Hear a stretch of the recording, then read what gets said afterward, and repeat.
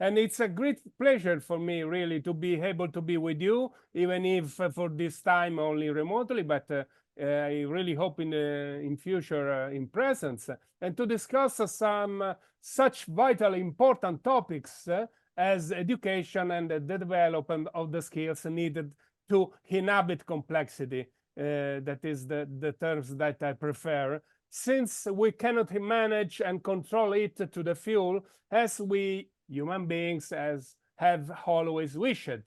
But before I begin, I would like to thank all my friends, colleagues, and the Africa Regional Conference for the invitation. I'm honored and really hope in the future to be able to contribute to this project and to Africa, a land I love, with our experience and skills. So, finally, in recent times, we are beginning to develop a deeper awareness of the strategic relevance of education, because everything starts with education, even economic development, even the quality of democracies and our politics, not to mention the possibility of creating equality and fairer, more open and inclusive societies. Everything depends on education and the investment we make in this crucial resource. In the past, perhaps everyone talked about it, but no investment was made concretely in the education of the new generations, because today citizenship is no longer a legal issue. It is the quality of education, of educational and training institution, that determines the possibilities of being a citizen, both locally and globally. Well, let's start. As you know, I teach at the University of Perugia. I'm a social scientist with a methodological background and a philosopher. So I have all the imaginable imperfection according to the dominant paradigm of hyper-technological civilization, which I consider very, very critical age in which we are dealing with what I call the age of obsolescence, obsolescence of knowledge, obsolescence of skills and paradigms. The paradigm of hyper-technological civilization continues, in my opinion, to underestimate the importance of thought and a system of thought. We want to deal with artificial intelligence without understanding human intelligence. A paradigm built on what I've defined the error of errors, the worst errors, the confusion between complicated systems that are predictable, governed by linear relationships, and complex systems that are unpredictable, chaotic, governed by systemic relationship and by so-called emergent properties. A paradigm that continues to consider only technical knowledge and hyper-specialism as fundamental. I always remember that complexity versus specialization and versus multi-interdisciplinarity are false dichotomies, which we continue to nurture, reproduce in educational processes and even in scientific research. It is really crucial, vitally important, that this network of study, cooperation in research extend and strengthen more and more in a transnational perspective, maturing a renewed awareness that we need to rethink our organization, our social system, and our democracies as they are: complex system, organism, and not complicated system, mechanism. We are faced with problems that once again show all their systemic, interdependent, and relational dimension, and we are faced with challenges primarily epistemological and educational that require us to question the very categories, architecture of knowledge and skills, thinking and system thinking, through which we have so far attempted to manage the complexity of complex social system. We urgently need to question all reductionistic and deterministic approaches and that hegemony of the eco-monistic paradigm that still sees economics as an exact science and not a social science. We continue to deal with the complexity by always trying to simplify everything, even that which cannot be simplified. I always remember my formula: the opposite of complexity is not simplification, but the reductionism. Trying to marginalize the human factor advantage of so-called intelligent machines, barrier of error, human, unpredictability, and assumption of responsibility. I would like to share with you some theses and suggestions that have marked my research activities for many years on the future prospect of education in this hyper-technological and hyper-complex civilization. As I told you, a hyper-technological civilization that, in addition to being marked by a paradigm shift, a process of anthropological transformation, and the radical interdependence and interconnectedness of all processes and phenomena, scientific discoveries and technology are making us discover the systemic and relation dimension of life and the social, is based on 5 grand illusions: the illusion of rationality, the illusion of total control, the illusion of total measurability with the reduction of the qualitative dimension to quantitative dimension, the illusion of predictability, and the illusion of the elimination of error. And other times, an hyper-technological civilization that, although programmed and designed by human beings, seeks to marginalize the very human factor as the bearer of error, unpredictability, and responsibility assumption by extending the dimension of the technologically control in an unlimited manner. So indeed, one of the most fatal errors we are making is to confuse, as I told you, complex and complicated systems. In everyday language, as you know, the term complicated may be considered a synonym for the word complex. But when speaking of systems, nothing could be further from the truth. Nothing could be misleading than to confuse complicated with complex system. If you are dealing with a complicated system, which is an artificial, mechanical, man-made system, we can break it down into separate parts and put them back together, and the total sum of the parts will be equal to the whole. We can manage and predict the evolution of these parts and systems, but biological, human, and social systems, in other words, living systems, are completely different. First of all, it is impossible to break down these systems, which are dynamic, non-linear systems, into parts. And even if we could, when we put them back together, we would find that the whole is greater, richer, and more varied than the total sum of the parts. So these parts are interconnected, interrelated, interactive, and interdependent.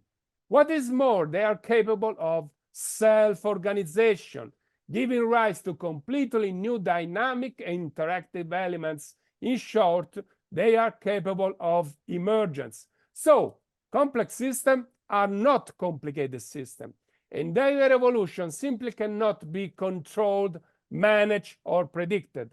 The belief that such control is possible through instruments such as algorithms or artificial intelligence take us back decades to a linear, reductionistic, and deterministic vision of society and life, the idea of what I call the society mechanism.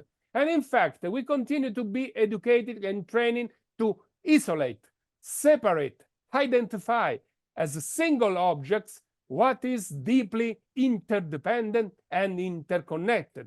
We are too used to seeing a system as object, when instead we should be perceiving object as system.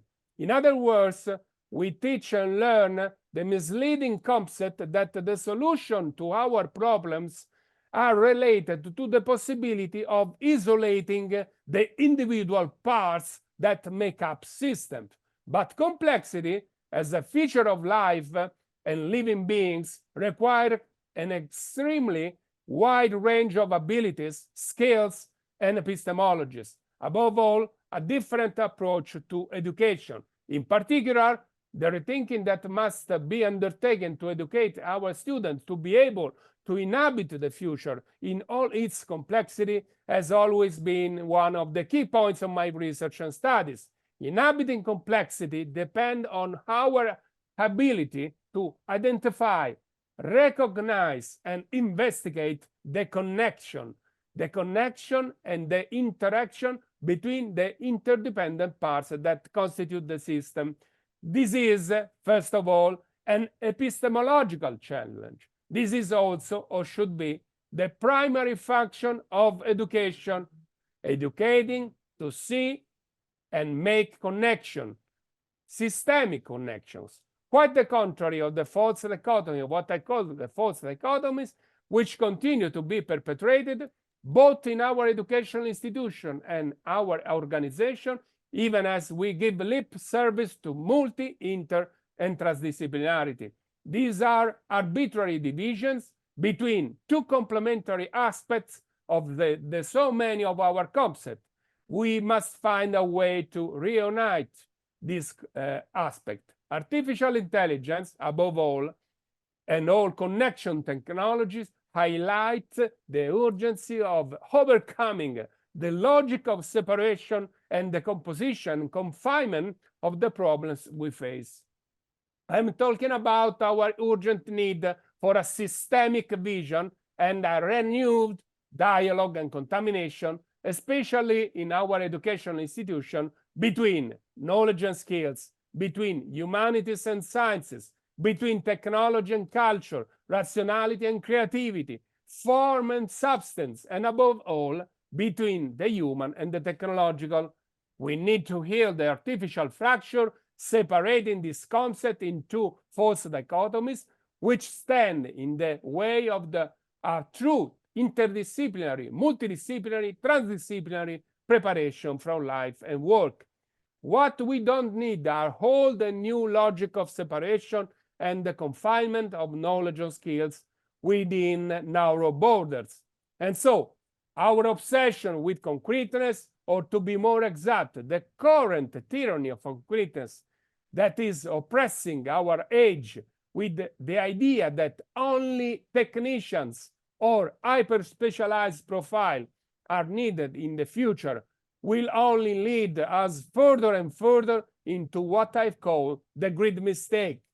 The grid mistake is also the carte blanche we have delegated to technique and technology, reintroducing reductionistic and deterministic approaches which have pervaded all aspects of society, including our schools, with the idea that educational processes are questions of purely technical nature, solely a problem of skills and know-how, and nothing more, whereas it is the why and not only the how that students should be taught to ask themselves.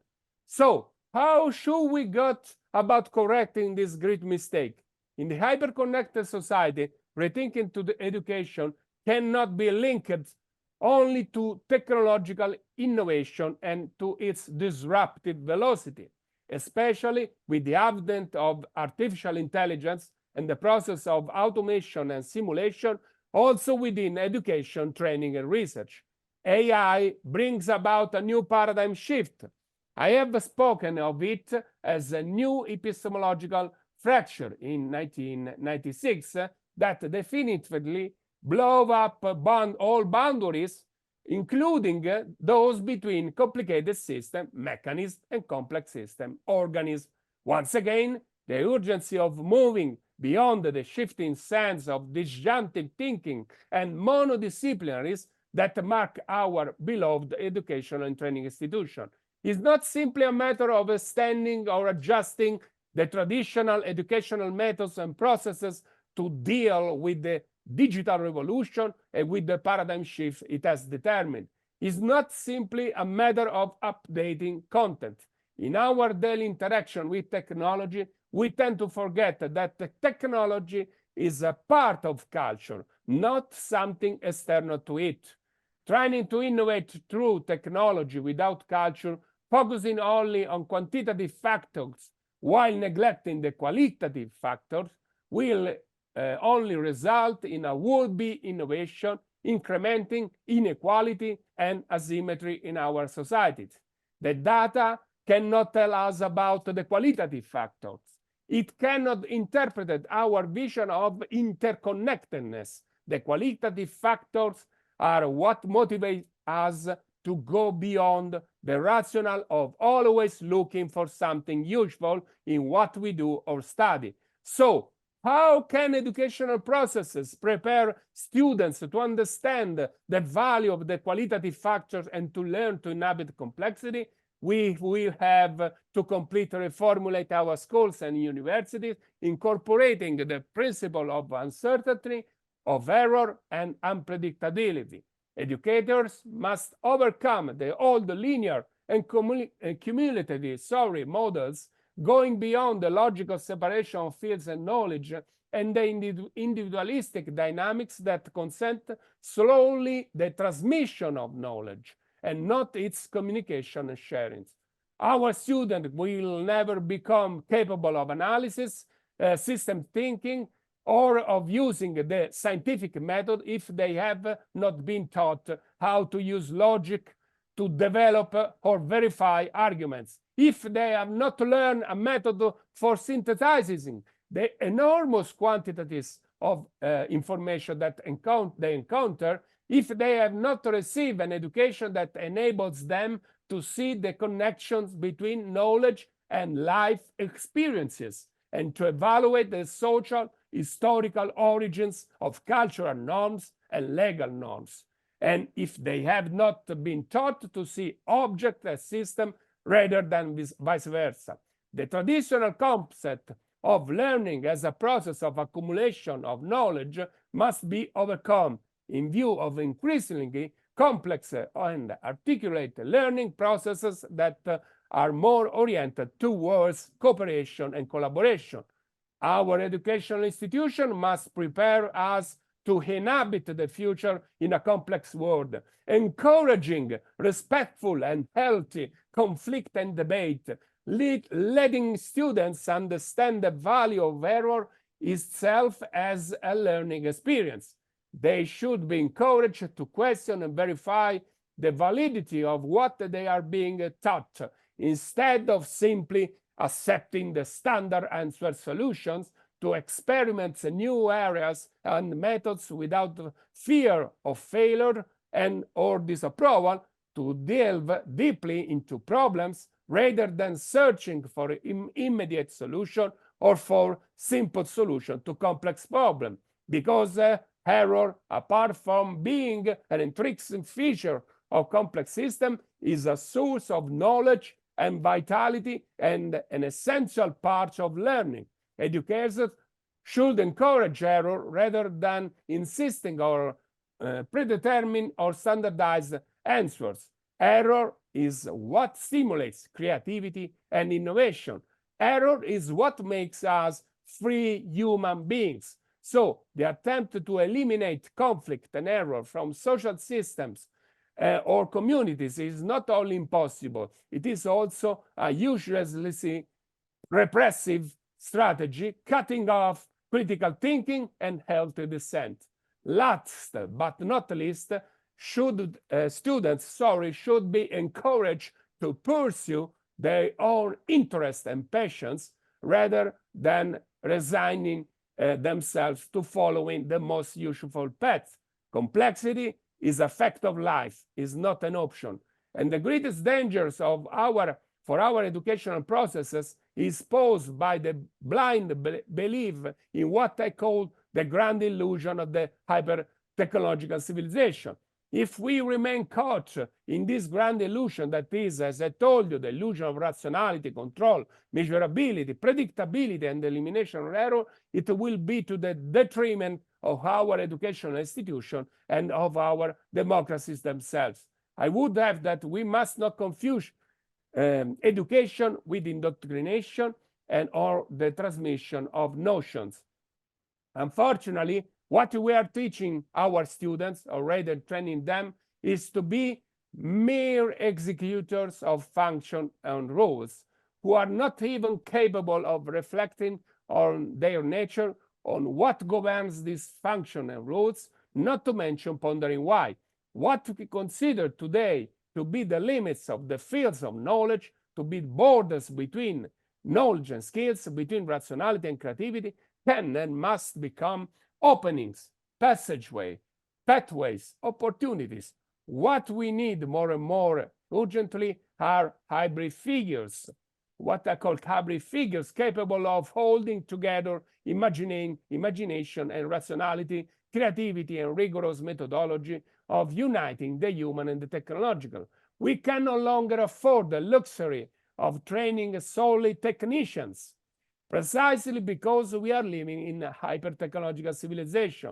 We have realized consequently that our organization, our social system, and our lives should be taught, reimagined, and managed as living organisms, as not as mechanisms.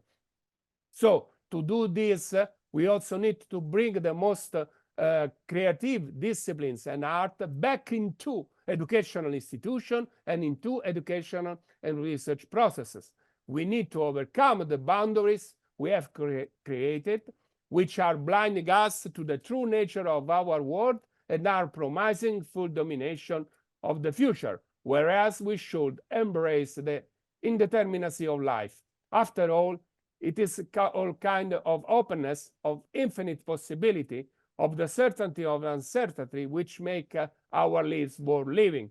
So thank you very much for listening, and I really look forward to future projects and action for our beloved Africa and in a transnational perspective. You can count on me. Thank you so much.